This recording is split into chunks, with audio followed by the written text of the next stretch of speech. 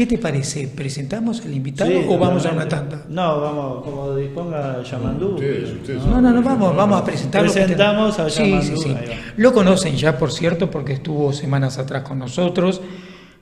Aprendimos mucho con él. Nos referimos a quien está a mi derecha, a la izquierda de Federico, al capitán mercante Yamandú Ortiz Iber. Les cuento que ingresó a la Reserva Naval de la Armada Nacional en el año 1966, egresando como guardia marina. ¿Te acordás de esa época? La añoro permanentemente. Año 1973. ¿Qué edad tenías por ahí? Sí, y bueno, yo No le digas la edad actual, decile esa. Yo tenía 23. Sí. 20 algo. Somos contemporáneos. Exactamente. Vos sos más joven que yo. Dejémoslo para otra ocasión. No me deprimas que estoy saliendo del invierno y del COVID-19. En el año 1972, Yamandú obtiene en la Escuela Técnica Superior Marítima el título de patrón de cabotaje y pesca de altura. Ustedes disculpan, la letra chiquita y me cuesta leer enfocar, porque veo poco, ¿no? En el año 74, y no se arregla con lente mi problema, en el año 74 la Armada Nacional le otorga la patente de pesca de altura. En el 79, con patente panameña, oficia como tercer oficial de a bordo. En el 82, con patente liberiana como segundo oficial. Y en el 83 y desde el 85 también como primer oficial y capitán en buques petroleros. A lo largo de su vida alcanza membresías en la Liga Naval de los Estados Unidos de Norteamérica, como directivo en la Liga Marítima Uruguaya, como presidente de la Asociación de Reservistas Navales y también en la Academia Uruguaya de Historia Marítima y Fluvial. En el año 79, con patente panameña, oficia como tercer oficial de a bordo. ¿Ya lo habíamos dicho esto? No. Sí, puede ser. Está ahí alguna cosa. Es impresionante el currículum, No, chiquito, como le pedí. Ya lo conocían algunos ya habíamos... de nuestros televidentes, pero nunca viene mal reiterarlo. El tema que vamos a tratar hoy con él lo propuso Yamandú, los marinos mercantes uruguayos y sus posibilidades laborales. Complicadísimo este tema, ¿no? Sí, Roberto. Es un tema elegido porque es una preocupación personal. Y el tema radica en que cada vez se está agravando. Y probablemente no tenga una solución inmediata, ¿no? A ver, los marinos uruguayos,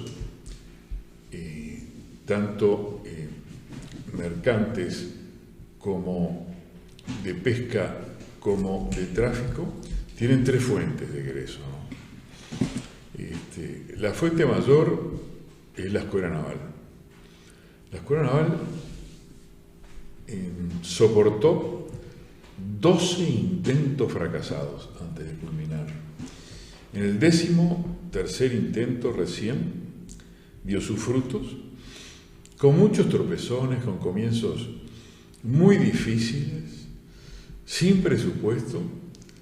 Para que tengan idea de las cosas que se hacían en la época, en determinado momento, como no tenía personal, el gobierno decide clausurar un batallón de cazadores y todo ese personal pasarlo a la Escuela Naval.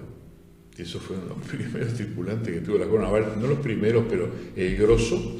Y su presupuesto de alfalfa y alimentación equina formó parte de la Escuela Naval. Eso es lo ¿Estamos hablando de qué año? Estamos hablando de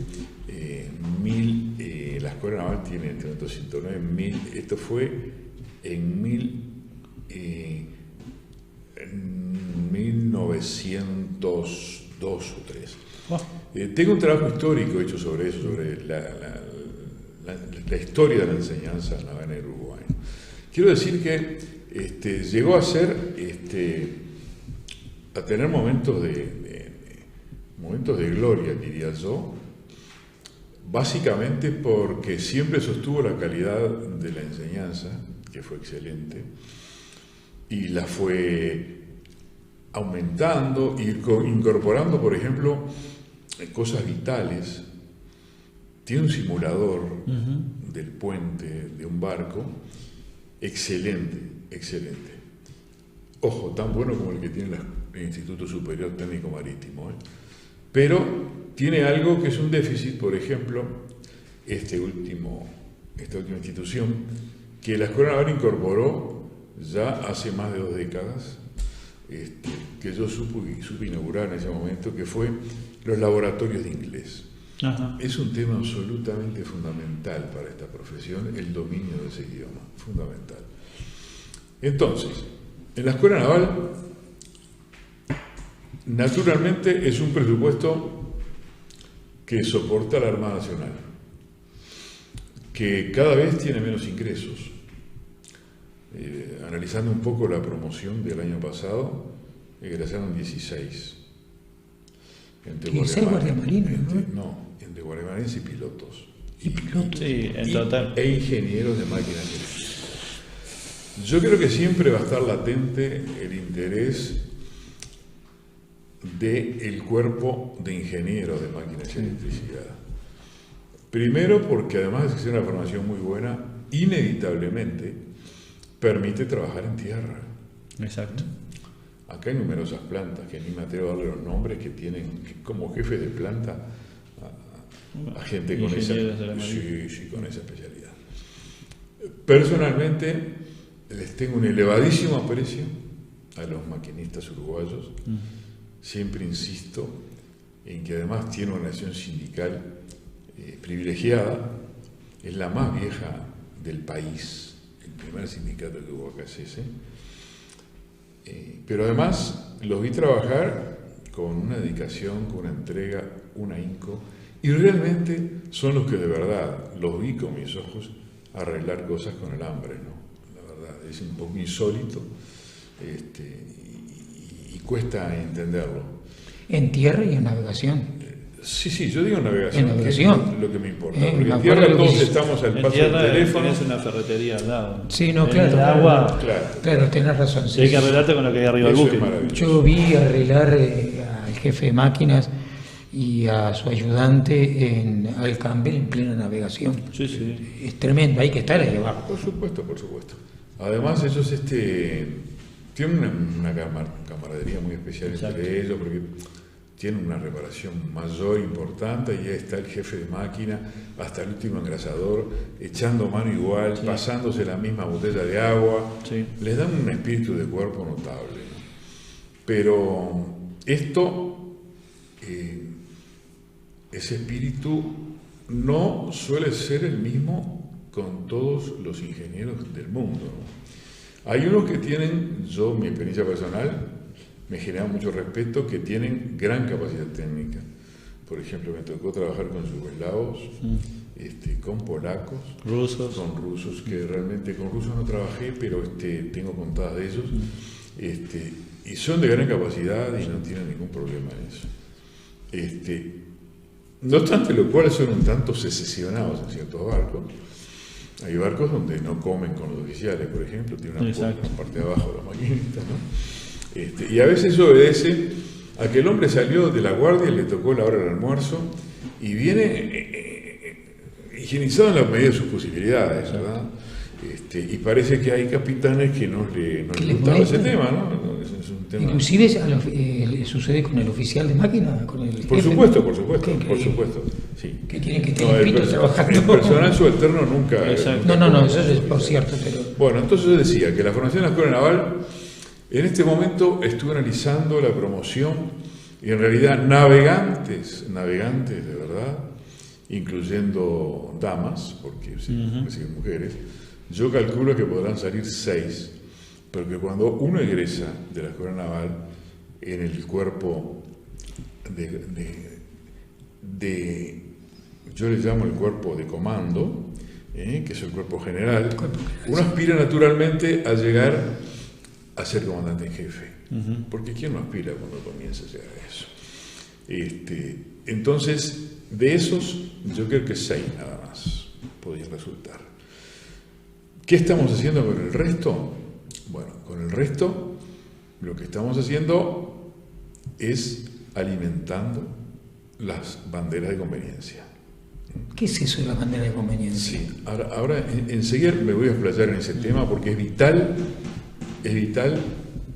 y sucede en todo el mundo en forma progresiva. Entonces, ¿cuál es la gran ventaja de egresar a la Escuela Naval? Que usted egresa con un título y una patente. Lo que habilita para navegar es la patente, no el título. Cosa que no sucede en el Instituto Superior Técnico Marítimo. Los muchachos tienen una sólida y buena formación, pero no tienen las posibilidades que tiene alguna escuela naval de navegar y hacer millas computables. Exacto. Ese es el grave problema. Tampoco tienen, como digo, tienen déficit de la formación sólida en inglés. Pero más allá de eso, el Instituto Superior Técnico Marítimo ha logrado ya que la OMI, que es en realidad el padre de todos nosotros, cualquier lugar donde estemos, les certificara y le reconociera los títulos otorgados en máquinas que siempre son codiciados. No así encubierta todavía, están en ese proceso tratando de lograrlo y merecen el mayor de los éxitos por el esfuerzo que hace ahí los profesores y el Estado también, ¿verdad? Consulta capaz no tiene nada que ver con lo que estás planteando, o sí.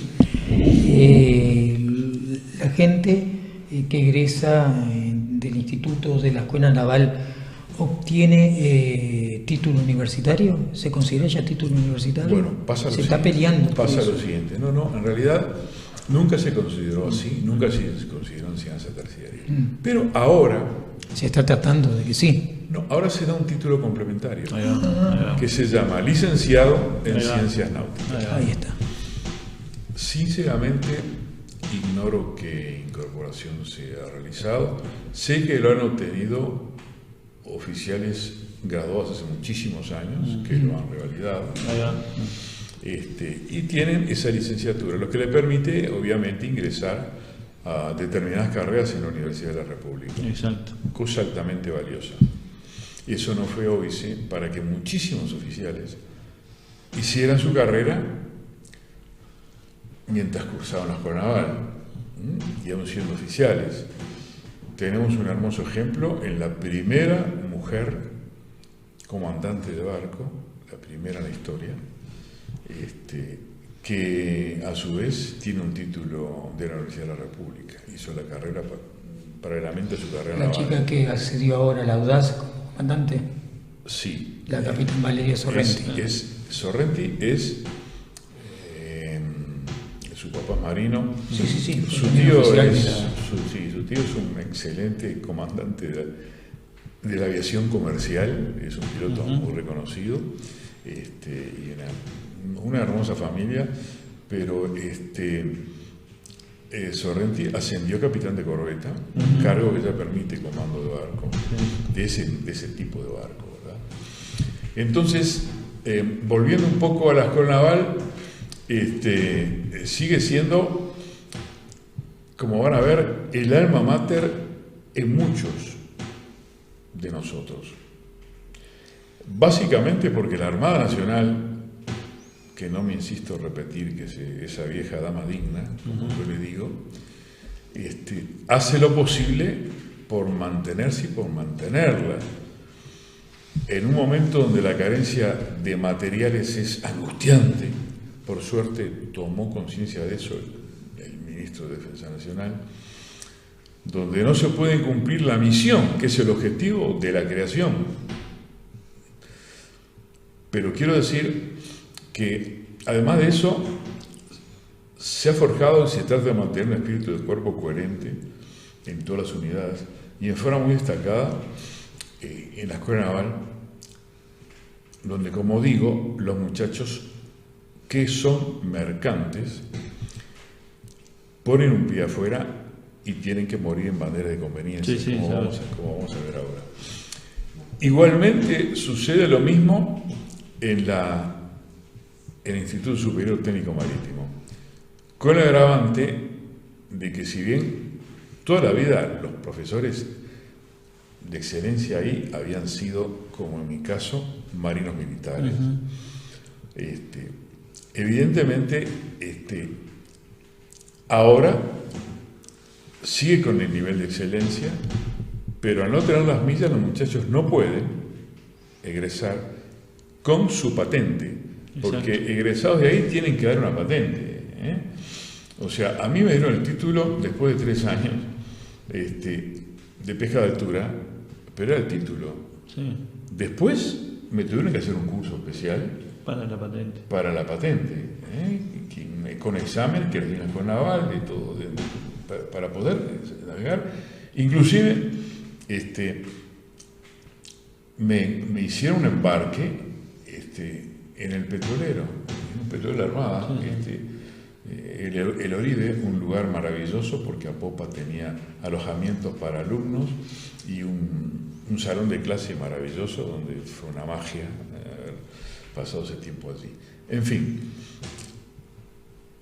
la gran diferencia entonces es esa. Y yo me pregunto si siendo un país tan chico tenemos necesidad de duplicar esas 2 carreras. Si los marinos mercantes, como existe en todas partes del mundo, no deben tener una escuela de náutica separada de la escuela naval militar. Porque la función correcta es esa escuela naval militar. Aparte, la instrucción que se le puede dar a un marino de la Armada difiere de lo que puede hacer un marino mercante, ¿no? Sobre todo por el tiempo. Sí, pero la brigada mercante, por ejemplo, tiene actividades muy comunes, ¿verdad? Tiene muy comunes las actividades que tiene, con los alumnos aspirantes, que así se llaman. Y claro, hay clases que son comunes, naturalmente. Exacto. Porque, a ver, ¿cuál es el tema terrible entre comillas, por favor, del marino militar? Es que el hombre hace su carrera y egresa a los 5 años. Tiene que saber lo mismo que yo de náutica, tiene que saber lo mismo de maniobra, tiene que saber lo mismo de navegación, tiene que saber posicionar su buque, tiene que saber esas cosas que son exactamente iguales en principio para las 2 carreras. Pero ¿qué pasa? Va a ir un barco militar. Exacto. Entonces, es un barco de guerra. El hombre tiene que prepararte, como se hacía en la Reserva Naval, y soy hijo de esa disciplina, en lo fundamental que es la lucha de superficie. Exacto. Entonces hay que aprender de artillería. El tipo tiene que saber A eso iba yo con el tema de diferenciar Claro. un curso para un marino que va a pertenecer a la Armada y un marino la que brigada mercante no participa de eso, ¿verdad? Actualmente. Pero el tipo también tiene que aprender de torpedos, Exacto. que es la lucha de superficie. Y ahí terminó, no para nada. El combate implica en este momento en la mar la lucha antiaérea. El tipo tiene que aprender bases, reglamentos básicos de aviónica y tiene que aprender las armas, no digo aquellos viejos Bofors de 40 milímetros de doble acción que estaban en la época, ahora ya no existe nada de eso. La parte de cohetería cambió completamente. A eso iba. Absolutamente quedó todo anacrónico ese tema, ¿verdad? Pero además tiene el tercer enemigo que pasó a ser en este momento probablemente, a mi juicio, modestamente, el más trascendente en la guerra naval, que son los submarinos. Bueno. Los submarinos nucleares están marcando una enorme diferencia de capacidad estratégica y el equilibrio que existe en América como zona naval no nuclearizada se va a terminar dentro de 3 años cuando Brasil reciba su submarino atómico, ¿no? Y está haciendo un desarrollo de un submarino atómico de tipo Scorpion franceses de última tecnología. Atención, no quiere decir esto que lleven armas atómicas, no es eso. Es la propulsión. Ahí va, exacto. Exclusivamente, ¿está? Y le da ventajas maravillosas, como pasar 6 meses sin aprisionamiento, semanas sin emerger de la superficie. La autonomía. Es brutal, fenomenal. Claro. De acuerdo. Entonces, ahora, uno se pregunta, la formación bélica de la Escuela Naval está respondiendo a la realidad contemporánea. Imposible, y es imposible porque yo hablaba con algunos marinos, por ejemplo, rusos, un cohete normal, uno modestito, cuesta $150.000. Empezamos por eso, básicamente, porque las instalaciones navales, las corbetas que vinieron acá, la clase Rivière, las dos, que ahora están en condición Charlie 4, venían con instalaciones de lanzamiento misilístico que se le quitaron para venir acá. Totalmente razonable, ¿eh? Sí. En ese aspecto razonable. Entonces, un muchacho que egresa a la Escuela Naval tiene que tener eso. Ayornado. Está ayornado. Más allá que tiene que tener conocimiento, más allá que yo comprobé realmente que yo tengo mucho respeto, muchísimo respeto a los suboficiales en la Armada, realmente es increíble que no tengamos una escuela de suboficiales formal como existe en todas las marinas del mundo, realmente, ¿eh? Porque lo primero que hace un guardiamarina, un alférez de fragata, un alférez de navío, llegan a bordo y le tocó el cargo de arma submarina y va corriendo a preguntarle al suboficial, ¿no? A ver cómo es, claro. Claro, y ahí comienza a entrenarse, ese es el proceso. En teoría. La línea de continuidad la dan ya los está. suboficiales, y eso no sucede acá, sucede en todo el mundo, porque lo he visto en otras armadas, ¿no? Es así. Entonces yo, hurra por los suboficiales, y son la columna vertebral, y para mí, no debidamente cuidados, son la joyita para mí, ¿no? Esto es personal, por favor. Entonces, ¿qué pasa? Que estamos generando marinos calificados, de buen nivel, además con buena educación, Exacto. con una formación social adecuada,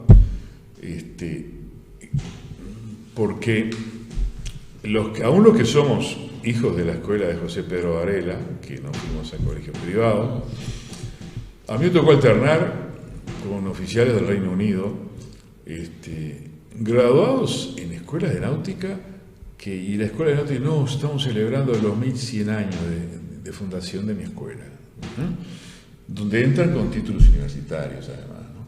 Bueno, uno se ve que, sin hablar de la parte náutica, no desentona en las conversaciones en las mesas oficiales, ¿no? Ese es el tema. Exacto. Ahora, increíblemente, las banderas de conveniencia, y ahora vamos a entrar un poco en ellas, tienen características como esa. Por ejemplo, el mayor cargador de granos del mundo, transportador, es la National Bulk Carrier, cuya brazo terrestre es Cargill. Esa gente Exacto. tiene una escuelita propia de oficiales. Sí.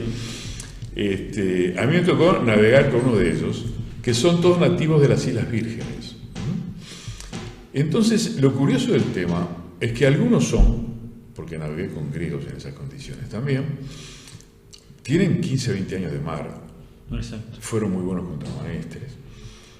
Y les hacen un curso que es de un año para darle la patente de tercero. Aquí viene una disquisición personal que me va a arrojar a las fauces de muchos colegas, y lamento mucho, pero me atrevo a sostenerla. Yo creo que la profesión mercante, a la luz de los trascendentes cambios que hubo en tecnología, cada vez más se parece a un oficio. Exacto. ¿En qué concepto? Que acá lo que importa es el tiempo que uno ejecuta. Eso tuve ya hace muchos años los primeros conceptos cuando me dijo un armador aspirando a contratarme. Mejor dicho, aspiraba yo que él me contratara. Sí. Le presento mis títulos, mis patentes, no. Quiero verte trabajar. No. Yo Para saber quién es usted, deme sus constancias de embarque.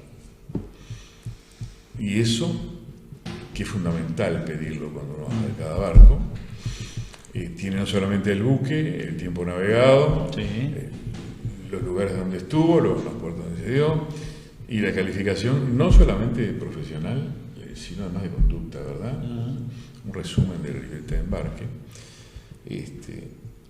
Y esos documentos fueron los que el hombre analizó cuidadosamente, haciéndome preguntas. Estuvo acá, estuvo allá, conoció a fulano, mengano. Bueno, entonces, y me dijo, si usted estuvo acá e hizo esto, sus títulos son secundarios a la patente.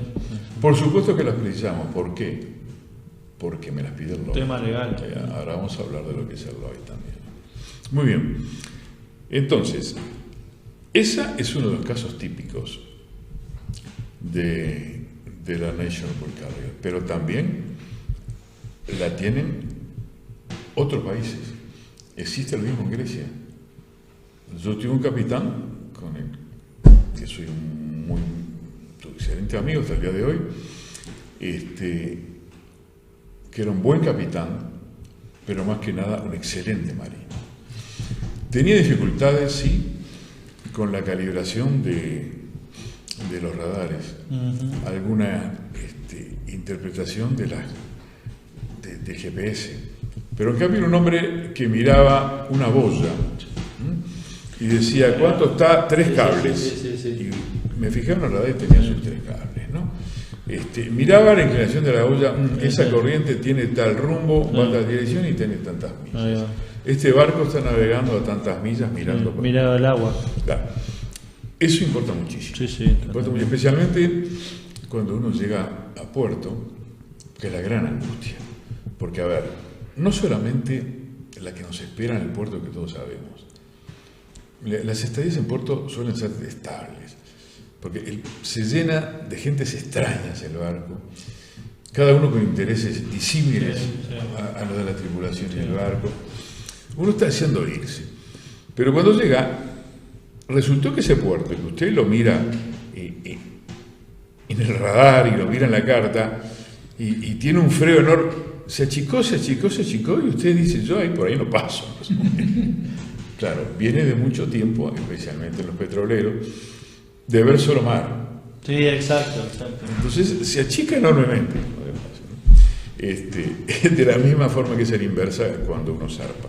Ahora bien, esas escuelitas, por ejemplo, la está haciendo ahora la Maersk, que pasa a ser la compañía más grande del mundo después de las absorciones que hizo. Es un monstruo, ¿no? Es un monstruo. Nuestros vecinos están en el piso 7, acá. ¿Sí? Las oficinas de Maersk están acá en el piso 7. Exacto, sí. Sí, sus oficinas pintan bien lo que es la empresa, y la gente que está ahí también, porque son profundos conocedores del tema.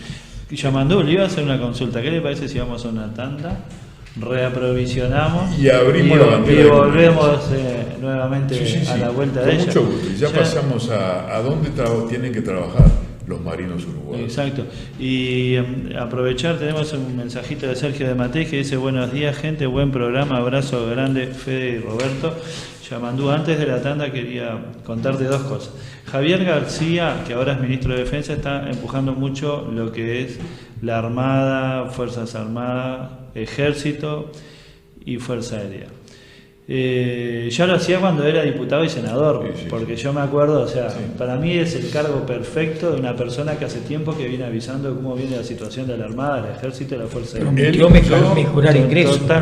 Yo siempre digo que nunca engañó a nadie, tampoco lo hizo el presidente de la calle actual, y mucho menos el padre de la calle, porque Luis Alberto Lacalle Herrera impulsó siempre para adelante. Aparte yo me acuerdo de Javier García cuando estaba en el Senado, estaba recaliente igual que estaba de repente la rañada con el Ministerio del Interior, era Javier García, era miren lo de la Armada, miren lo que está pasando, no estamos invirtiendo, estamos teniendo poca preocupación por la Armada, ¿te acordás? Todo aquello que decía la Armada no puede custodiar el área naval que le corresponde. Con lo mínimo no podía cumplir. Exacto, y ahora por suerte, hay un recambio ahí.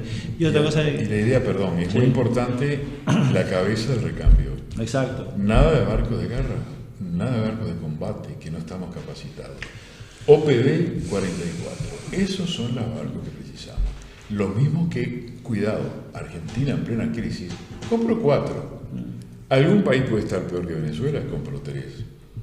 Chile los está construyendo ellos mismos, ya tiene como media docena, que tienen una autonomía de 40 días y tienen básicamente un tema importantísimo que permite la tecnología.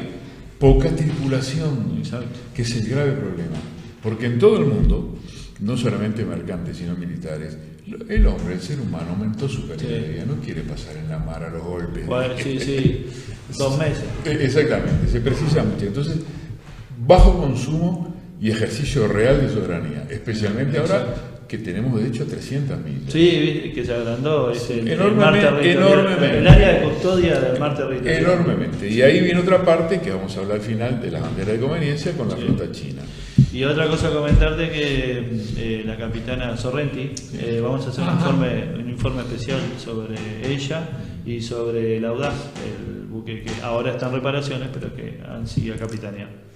Está con nosotros. Próximamente vamos a tener un informe especial sobre ella. Sí, tuve oportunidad de navegar unos barcos de esos. Son hermosísimos barcos, muy ideales para nuestras necesidades. Pero bueno, vamos a votar porque vengan las OPB, por favor.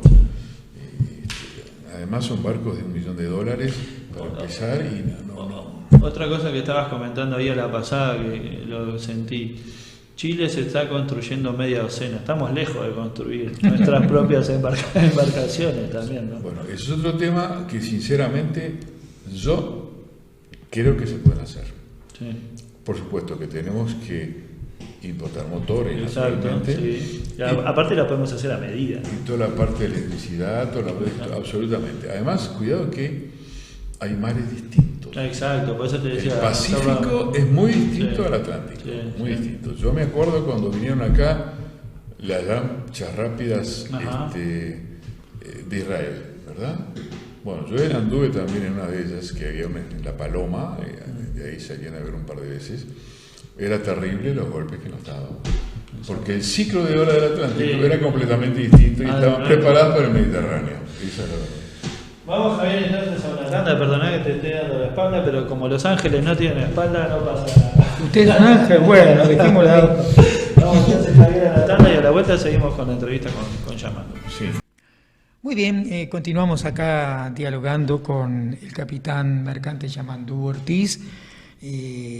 Nos están quedando dudas, Yamandu, y acá va la respuesta a la pregunta que me planteó Javier hace un ratito, antes de empezar el programa. ¿Qué son estas banderas? Porque yo puse una cantidad de fotografías de lo que son banderas de conveniencia. Sí. ¿Cómo puedes explicar qué es eso? ¿Qué significa? Banderas de conveniencia, mal llamadas banderas basura, con muchos epítetos todos degradantes, banderas bandidas, banderas... No tienen nada que ver con eso, absolutamente. Son banderas totalmente legales y reglamentadas. Sucede que los estados nacionales, sumamente exigentes con todo el mantenimiento de un barco.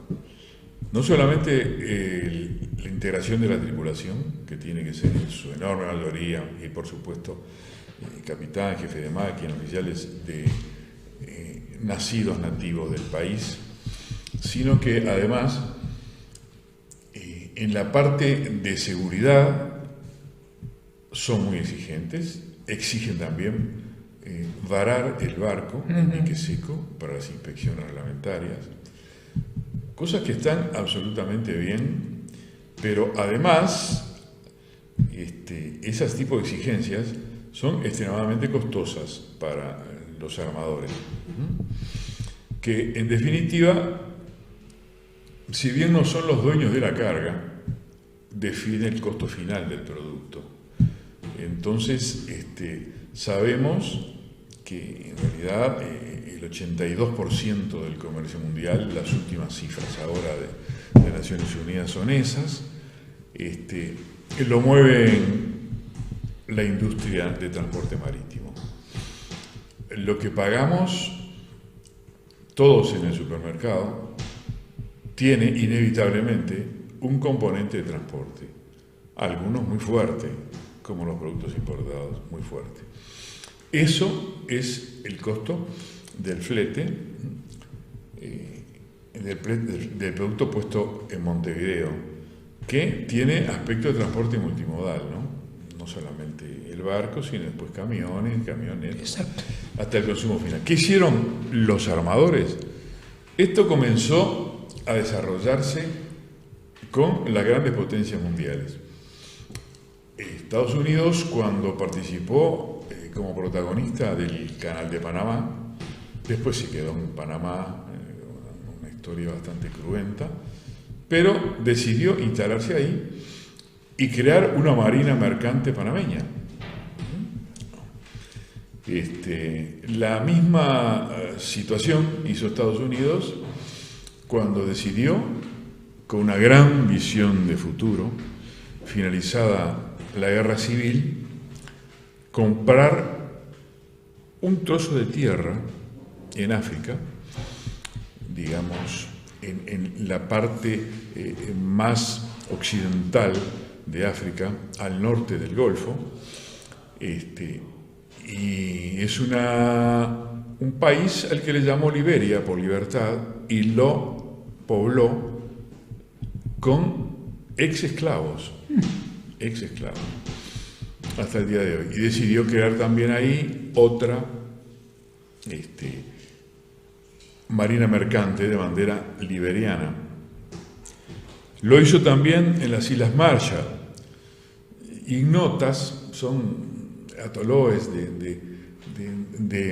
el Pacífico sudoccidental, al norte de Australia, donde en realidad lo conoció porque iban ahí a hacer pruebas nucleares, la famosa prueba de la plata de Bikini. Exacto.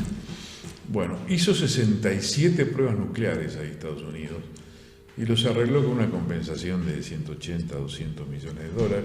Ahí decidió después quedarse en el país y hacer una marina mercante con bandera de las Islas Marshall, que curiosamente, pese a que la gente poco la conoce, porque no viaja mucho para el sur, es la segunda bandera más importante del mundo. Es prácticamente la segunda flota del mundo. Vamos a referirnos primero a que las flotas se valoran no por la cantidad de barcos solamente, sino por los miles de millones de toneladas que ellos transportan. Entonces, la primera es la de Panamá, por muerte. Tiene el 18% del transporte marítimo mundial lo mueve Panamá, con 344.000 millones de toneladas anuales. Por ejemplo, Marshall y Liberia andan en 220 y 240.000 millones de toneladas. Pero la segunda es sin duda esa. Ese es el primer pelotón de estrellas, de banderas estrellas de conveniencia. Pero a su vez, los ingleses hicieron lo mismo en Hong Kong, en Singapur y en Malta por su gran influencia en la isla. Ahí viene el pelotón de esas tres banderas, que son las que ocupan los terceros lugares, que en realidad andan en 120, 130.000 millones de toneladas anuales de transporte. Monstruoso, sí. Y bueno, Panamá tiene 8.000 barcos, Marshall y Liberia tienen 3.000, 3.200, pero ojo, Hong Kong tiene 3.500. Eso explica claramente porque tiene barcos de menor tonelaje, muchos bajos de transporte, el que se usa realmente en Asia, ¿verdad? Barcos de alto cabotaje. Entonces, después tenemos Bahamas, donde sucede exactamente lo mismo. Gracias. Lo mismo. China y Grecia. Ellos transportan más o menos del orden de los 70, 80 mil millones de toneladas anuales. Pero en cambio China, por ejemplo, Bahamas tiene 1.400 barcos, lo mismo que Grecia, pero China tiene 4.000. Otra vez importa aquí importa aquí el tamaño del barco por el tonelaje, por el tipo de tráfico que hace. Está dominando permanentemente el tema con conceptos geopolíticos. Y finalmente viene un pelotón que está el Reino Unido, Japón, Chipre, que son 35, 40 mil millones de toneladas anuales. Y entonces, esta bandera de conveniencia que tienen, son más generosas, por decirlo entre comillas, con los armadores respecto al tema impositivo. Segundo, el control de los barcos. Esto llega a grados extremos en cuanto hablamos de seguridad, puede llegar a grados extremos. Yo tengo algunas anécdotas que son enfermizas, ¿no? De salir con un barco con 15 toneladas, con 15 grados de escora, y el inspector del lobby del registro mirar para otro lado, ¿no? Y respecto a la titulación, sí, son extremadamente generosos. Ha evolucionado mucho este tema. Por ejemplo, la bandera liberiana, que en algún momento los propios capitanes expedían la patente, después que usted navegara de pirata unos meses con ella, le dan la patente. Como a mí me dieron la panameña. La panameña sigue siendo muy laxa hasta el día de hoy. Pero la liberiana se metió a manejar el tema de la tripulación el Coast Guard de Estados Unidos. Y con la Guardia Costera no se juega. No se juega. Entonces, ellos tienen exámenes absolutamente rigurosos. El examen de capitán dura una semana, por ejemplo, ¿no? Son extremadamente rigurosos y permiten que haya confianza en las tripulaciones de esos barcos. Si usted me dice cómo hace la National Bulk Carrier, bueno, para formar oficiales en un año, y yo le digo que eso además se lo permite el seguro. Porque vamos a ver cómo está esta organización integral. Acá existía, cuando yo empecé a navegar, IMCO, que era International Maritime Conference, hasta que entró Naciones Unidas. Y ahora es Organización Marítima Internacional, es la OMI. Esto tiene sede en Ginebra, y dentro de ella, por cierto, cosa tremendamente importante para los marinos, está la UNCTAD, que es la Oficina de Naciones Unidas para el Trabajo, para la Organización del Trabajo. Entonces, ahora todos en Ginebra tienen acceso a todos los recursos de Naciones Unidas, respecto no solamente al trabajo, sino al estado de las naciones, al nivel de vida de cada una, a la educación tiene una formación integral ellos, ¿verdad? Y se metió allí con muy buena habilidad y gran talento la Federación Internacional de Trabajadores en su sección marina, que son muy poderosos y además muy bien inspirados. Lamentablemente, los marinos en el mundo no la aprecian como correspondía, y cuidado, pueden ser muy mal calificados como revoltoso de la TDF, ¿no? La sigla de la Federación, que es una cosa bien grave, por cierto, pero permiten cierta protección a los tripulantes. Quiero hacer enseguida una separación muy importante. Hay que separar lo que es bandera de conveniencia y lo que son segundos registros. Las grandes potencias, por ejemplo, hay 5 grandes segundos registros: Alemania, Francia, Inglaterra, Dinamarca, Noruega. Abrieron un segundo registro tratando de acercarse un poco a la bandera de conveniencia, un poco nada más, un poco. En algunos casos les dio resultado, en otros no. Por ejemplo, en el caso alemán, la más importante naviera alemana realmente tiene en este momento el 70% de sus barcos con bandera liberiana, la Hamburg Süd. O sea que muchos resultados aparentemente no les dio. Básicamente me dicen ahí que tiene que ver bastante la parte impositiva, más que la seguridad de los barcos y la garantía de las tripulaciones y a los Lloyd. Y de inmediato tengo que hablar de los Lloyd, que no son técnicamente una compañía de seguros.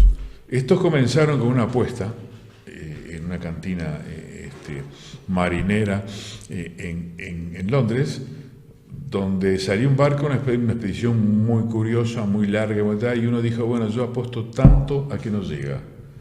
Y otro dijo, no, yo creo que si llega habló de las fortalezas, ¿cuánto? Tanto. Y otro dijo que llega pero perdió la carga. Esas son básicamente las apuestas que hace un armador cuando contrata al Lloyd. Por eso Lloyd, cuando usted tiene una avería, lo primero que tiene que hacer el capitán es hacer lo que se llama la protesta de mar. Diciendo un montón de cosas reales y también mentirijillas mezcladas, donde sucedió, y esto no es culpa ni de mi incapacidad, ni mi incompetencia, ni mi desidia, ni mía ni de mi tripulación. Esto fue un act of God. Esto es insólito, esto existe. El capítulo más importante del Código de Comercio Uruguayo, siendo tan viejo como es el de los capitanes. Un acto de Dios. Usted puede decir que fue un acto de Dios. Y perdí 15 containers y pasó por eso. Debo decir que yo no puedo hablar mucho de containers porque nunca transporté containers. Yo siempre transporté carga granel, granos y petróleo. Pero me hicieron hacer un curso de containers, ¿no? Ahora ha cambiado las trincas totalmente, porque yo me acordaba lo que era. Yo veía trincas a bordo y si usted veía la sierra que había llegado casi hasta el alma del cable, ¿no? Pero bueno, el asunto que el Lloyd responde, y por lo que no responde al Lloyd, y esto es importante decirlo, está lo P&I Club, Protection and Indemnization Club. Le paga el complemento, más o menos, para que usted pueda cubrir sus operaciones felices. Entonces, la bandera de conveniencia van a seguir funcionando. Los marinos uruguayos van ahí, son calificados y tienen sus buenas remuneraciones. Sin embargo, es la causa por la que yo me desembarqué para no volver a los barcos. Porque yo soy contemporáneo de la caída de la Unión Soviética. Exacto. Yo comandaba un barco en ese tiempo, y cuando volví, porque uno llega a bordo en esos barcos y no participa de la tripulación, no sabe con quién se va a encontrar uno, no sabe. Yo siempre traté de tener un buen cocinero, y aplaudo a los cocineros porque en mi tipo de barco me servían mucho. Yo soy de los capitanes que se hace traer una muestra todos los días y come lo mismo que la tripulación, aunque coma solo, lo mismo. Y siempre mejoré la comida, siempre busqué forma de estimular a la gente. También los castigaba de otra manera, con una sucesión permanente de siniestros, como forma de que durmieran poco si se portaban mal. Pero, ¿qué pasa? Básicamente, las remuneraciones eran impresionantes. Yo llegué y me encontré con un primero búlgaro, me dio su carpeta, era más capitán que yo. Un hombre que además de ser bastante mayor que yo, tiene una experiencia terrible. Él me explicaba después que era la experiencia en países socialistas de la época, donde la ETA era más o menos, donde el tiempo más o menos, el tema de los tiempos lo manejaban con laxitud, ¿no? Pero resulta que cuando vi lo que cobraba ese hombre, iba a cobrar, de primero, iba a cobrar la mitad, menos de la mitad, el 45% de lo que cobraba mi anterior primero. Y me explicó claramente, cuando llegó la hora, me explicó, mire, en una comida en la mesa oficial, me siento en la obligación de explicarles. Usted me está haciendo un contrato, tengo de $3.500 por mes. Son 9 meses. ¿Está? Yo con el importe del contrato completo lo pongo en mi pueblo, vivo a 300 kilómetros de Sofía, arriba de la mesa, y digo, quiero comprarme una casa.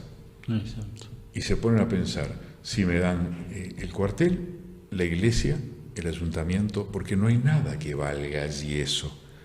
y supongo que no va a haberlo por mucho tiempo. Entonces ustedes tienen que comprender lo que son las necesidades nuestras. Eso usted lo transmite para abajo y lo ve en este momento en marineros navegando de las Islas Vírgenes o de las Islas Marshall por $600 o él firma. Y finalmente quiero cerrar con un concepto. Todo esto se viene abajo si hablamos de algo que no es una bandera de competencia porque es de un Estado. Y digo los barcos de bandera china. Ahí todos se embanderan con bandera china. Pero eso incluye, en muchos casos, como los pesqueros, una explotación vil de la tripulación que sirve. Y ahí pasa lo mismo. Un filipino está embarcando por $400 en un barco chino, y lo que pasa es que en Filipinas, aparentemente, eso es dinero, ¿no? Esto es un tema global, nada más. Podemos personalizar con anécdotas muy duras y muy graciosas. Yo le iba a comentar dos cosas, Yamandu, que lo estaba siguiendo, le estaba prestando atención totalmente. 15 grados escorado es cuando vos tenés el cero del vertical en una embarcación y venís 15 grados de un lado del barco. Vale aclarar eso porque capaz que no todo el mundo levanta los 15 grados escorados. O sea, en el eje vertical, en el 0 grados, 15 grados corridos hacia una de las bandas. Y después lo otro quería comentar, a mí me pasó más o menos lo mismo. Vino una empresa muy grande europea, ¿no? Y me dice, no, vos fijate que tengo este trabajo para hacer, le paso presupuesto, le digo, es tanto. Me dice, vos, pero vi no sé dónde, un país de allá abajo, ¿viste? De allá abajo no, de allá de Europa, pero eso, donde la realidad es totalmente distinta a la nuestra, ¿no? Claro. Entonces me dice, no, pero vos fijate que no sé qué país me cobran menos de la cuarta parte por eso. Le digo, pero la situación de ellos es totalmente distinta a la nuestra. Le digo, pero te invito a que traigas esas personas a trabajar a Uruguay y que lo hagan por ese dinero. Ya, ¿viste? No solo en el ámbito marino pasa, ¿no? Y cuando la gente se queja aquí de la crisis enorme del COVID-19, los comprendo, razonable y tienen razón, pero les aclaro, hay casi 25.000 barcos parados, 25.000. Bueno, los cruceros que hablábamos hoy. Hablemos. Y hay más de 300.000 marinos desocupados. Con una particularidad. El marino lo único que hizo en general es hacer eso. En tierra no sirve para que contemplar la costa con añoranza, ¿no? Me parece que es eso. Porque ahora más o menos un mecánico se puede defender haciendo una cosa de electricidad. Un marino, olvidate, está acostumbrado a estar en el agua. Los ingenieros son otra cosa, tienen garantizado el futuro. Veíamos, yo veía en una entrevista a una uruguaya que también es capitana en Europa. Ajá. Y ella capitanea barcos de transporte de pasajeros, no son cruceros, pero sí son tipo paseos y ese tipo de cosas, que ella decía que estaba totalmente parada, no tenía laburo. Y en forma de seguir acumulando millas, se había puesto a capitanear un barco vendría a ser tipo ayuda humanitaria, ¿viste? Estaba vinculada a todo eso de los africanos. Que es otro tema que daría para hablar también, pero la cosa que es el transporte de pasajeros. Yo personalmente siempre dije en los petroleros, muchachos, acá lo importante, primero que lo importante para nosotros es no hacer un desastre medioambiental. Exacto. Lo primero, más con un petrolero, ¿no? Segunda cosa, lo que importa acá es la vida de ustedes. Exacto. Porque la familia de ustedes confiaban en que yo los cuidara. Lo tercero es el barco, que me perdona el armador. Se lo dije también a los armadores. Pero el que transporta pasajeros, para mí, son pequeños héroes, ¿no? Y le digo la verdad, acá es un ejercicio cotidiano. Porque los capitanes de buquebús, con la reducida tripulación que tienen, la cantidad de gente que llevan, navegando por ese río y saliendo a cualquier hora y volviendo a cualquier hora, abriéndose el puerto para que entre y otro puerto, con un mar que los espera afuera muchas veces despiadado, son realmente cosas que yo no me atrevería a hacer. Yo no quiero... Tenés en tu mano 1200 vidas. Yo no quiero, nunca quise pasajeros por esa causa. Sabés que en realidad hay tantas cosas para preguntarte y de la marina mercante, sobre todo, viste, todo el tema de los piratas somalíes y toda esa cosa que se da allá arriba, ¿no? Estuve cerca por ahí, estuve en el cuerno de África porque yo fui a cargar en los Emiratos a Fujairah, dentro del Golfo Pérsico. Yo estuve en el Golfo Pérsico, estuve en Bandar Abbas, en la ciudad de Bandar Abbas, puerto de Bandar Abbas. Y bueno, es terrible la forma en que asolan la zona Sí, todavía. Y yo, sinceramente, sigo sin poder creer cómo se resuelve eso. Sí, De una a forma- bala. de una lo único que entienden, lamentablemente, es lo único que entienden, ¿no? Increíble que pleno siglo XX, con toda la tecnología que hay, sigamos igual, no sé, o sea, están para otra, ¿no? Están totalmente jugados. Salen en una lancha a darse con 200 metros de hora. Sí. Yo no me acuerdo ahora en el boletín de noticias de Uruguay Visión Marítima o en el boletín que hace Pancho Balíñez, hay un capítulo de la pirata piratería en el mar, hoy por hoy. Pero lo conocemos totalmente, es cotidiano el tema. Sí, es cotidiano, sí. es cotidiano. Bueno, ni que hablar, barcos pesqueros chinos en aguas Eso es jurisdiccionales de No, otro es país. otra cosa. O sea, es otro tema. Eso es otro tema. Los que vieron acá vinieron con la intención china de política Sí, ¿te globalizada, de seguir haciendo Sí, lo que se sí. llama la ruta de la seda. Sí, exacto.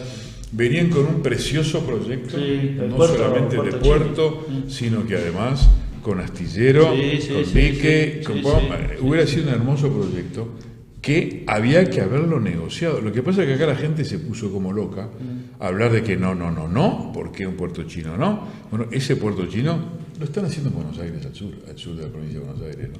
Es así.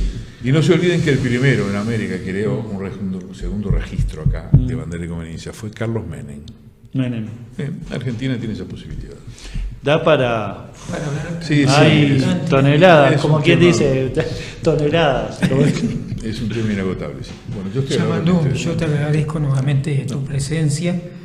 ¿Se nos fue el tiempo? Sí, volando. Lo que pasa es que Javier está vivo todavía ahí. Es imposible, no, yo quería aprovechar a comentarle, aparte de agradecerte tremendamente, Yamandú, que hayas estado con nosotros. Para mí es un Y placer hablar de estos temas porque es que están geniales, porque vos sabés que si vos buscás un programa donde quieras aprender de todo esto, yo no lo encuentro. Si quisiera escuchar un programa sobre... Y a la gente le va a hacer bien.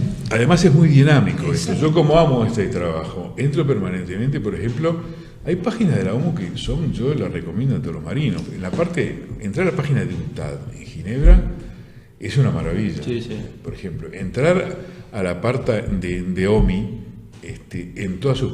Desde el costo de los fletes, desde las remuneraciones, o sea, esto es muy dinámico, y ahora las diabluras que están haciendo muchos armadores para tratar de resolver. de vender. No. Quería comentarte a Javier, muchas gracias, que puso ahí abajo el banner, por favor. El banner de Dulce Zuli. ¿Te acordás que la semana pasada, sí, cuando sí, vino sí. José Fonseca, que jefe de base de Antártida, vino con unos confites de Dulce Zuli, así que aprovechamos. Qué bien. Sí, Tengo la un aprovechamos. mensaje que Aparte viene estuvieron de- riquísimos. de- Hubo gente que hasta se llevó para la casa en una bolsita. Tengo un mensaje acá que no se me va a leer, por favor, de Ana Ortiz desde Maturín, Venezuela. Interesante programa. Sí, Ana de Venezuela. dice saludos para todo el equipo desde Maturín, Venezuela. Interesante programa, nos dice por el canal de Bueno, yo YouTube. comencé mi carrera en Venezuela, Ah, Mira mirá. que bien. sí. Mira que bien. En un puerto insólito que queda muy lejos de Caracas, es un puerto del oeste. Venezuela es otro tema que Y da fui para... innumerables, yo estoy en contacto semanal con ellos. Y tuve además allí mi primer barco. Yo aprecio mucho el empuje que me dieron los venezolanos con Un país van- riquísimo, ¿no? Era impresionante. Qué increíble. La época que yo fui era el Bolívar a 1.40, era ir a Miami a vaciar las tiendas diciendo está barato, dame dos. Sí. Qué increíble. Sí, era tan impresionante, era el gobierno de Carlos Andrés Pérez que cambiaba la corrupción, cosas que uno no veía mucho porque uno venía trabajando. Yo, en realidad, Cargá y volá. claro, un barco donde Cargá que tengo que salir. bandera de conveniencia, tripulación venezolana, Nos vamos. Bueno, sí, nos vamos Sí, porque, porque si no- no vamos a seguir. Nos van a- Es nos van a ir, si no- súper interesante el programa, la verdad que disfruté Llamando mucho de la un Me ha entrevista. encantado, lamento Gracias que por se haya extendido acompañarnos. tanto. No, al contrario. Siento que Sí, fue un no sé. abuso, pero No, para que nada. nos hayas aguantado también. No, pero aparte digo, aprendés Espectacular. cuánto, ¿viste? Cuando yo aprendo tremendamente de las experiencias Vos... Sí, hay experiencias muy graciosas y muy duras en cuanto a la bandera de conveniencia que en su momento espero pueda ser. Aparte la ventaja que tiene un marino mercante que va por todo el mundo, ¿no? O sea que de repente y va más en tu también cuando tuviste la posibilidad de cargar petróleo, de manejar, capitanear petroleros, digo, tocás puertos que de repente no la mayoría está acostumbrado a tocar. Fuera de lo que es la marina mercante. La parte de mi carrera en Arabia era un exotismo. Excelente. Porque además yo después fui como turista a otros países árabes y lo miraba con otros ojos. ¿no? Ahí aprendí primero a apreciar mucho la cultura y la civilización. Cuidado con ellos, porque no hay que sintetizarlos en estos fanáticos que... En una película, que de repente te manejás por una película. Sí, por favor. Yo te digo, hay gente cultísima, educadísima y encantadora. Sí, exacto. Que merece mucho respeto. Yo estuve 3 años viviendo en Irán, por eso te decía que había estado en la guerra de Irán-Irak. ¿Tuviste en ese momento? Sí, seguro. En el Golfo Pérsico, en Bandar Abbas. Yo lo vi por televisión. Pero te digo, me acuerdo que esos niños con una cosa de plástico, una llave de plástico en el pecho para abrir las llaves y con el fusil. Dios mío. Y bueno, y en las plazas colgaban a los contras y le daban látigo en la plaza para que todo el mundo lo viera, ¿no? O sea, de las suaves. Pero sin embargo, cuando yo tenía amigos iranianos y nosotros íbamos a comer a la casa de ellos, pero te estoy hablando como que si estuvieras acá en cualquier parte del interior y estuvieras invitado a comer en la casa de cualquier uruguayo. Son tremendamente... Con Rusia, mucha gente que fue al Mundial de Rusia también se desengañó, dijo pero ¿qué gente de Rusia? Yo viví ahí. Por eso te digo, y la gente acostumbrada de repente a llevarse por una película. Les perdí una parte que es esta. Yo siempre pensé, no hablé, porque Uruguay no tiene marina mercante ni va a tener, no hablé. ¿Está? Rusa. Marina mercante en general, sí. Pero en aquella época era factible, porque era plena Unión Soviética. Y yo tenía muy firmado, tengo una sociedad con 3 socios más uruguayos, y que tratamos de traer barcos porque la flota del Mar Negro estaba parada, y había barcos casi nuevos.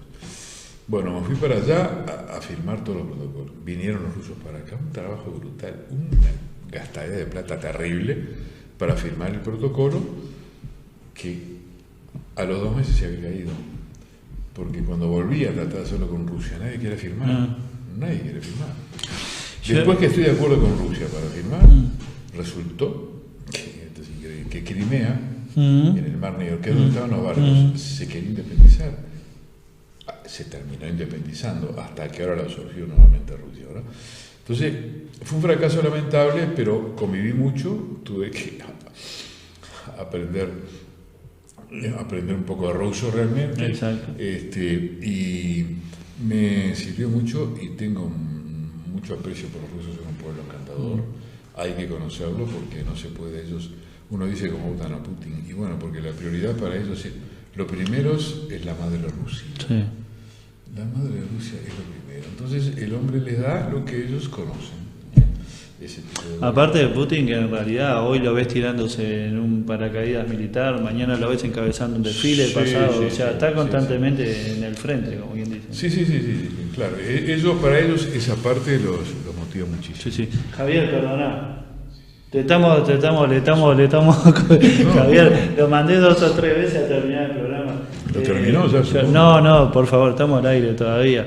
Pero adoro este tipo de conversaciones. 12 menos cuarto. Por Dios. Querido Javier, muchas gracias. Nos vemos en Yamandú, por favor. Muchas gracias. Es su casa, cuando usted decida. Es un abuso total, no mi casa. No, por favor. Roberto, nos vemos el sábado que viene. Hasta el próximo sábado. Tenemos también un lindo entrevistado. Y así por muchos sábados. Ya avisamos quién es. ¿Querés avisar quién es el que viene el sábado que viene? Un cocinero. Un cocinero que estuvo en Base Artigas 2 veces. 2 veces. ¿Decimos algo más? ¿Y podemos decir el apellido y el nombre y el apellido? ¿O querés dar el apelativo mejor? ¿Querés dar el apelativo? ¿Cuál es el apelativo? Spock. No lo sabía. Spock. No lo sabía. El sábado que viene vamos a tener en Uruguay programar y proyección a la Antártida, el cocinero de Base Artigas, Spock. Un abrazo, Javi. Muchas gracias, llamando nuevamente a Roberto. Nos vemos el sábado. Gracias a ustedes, sí.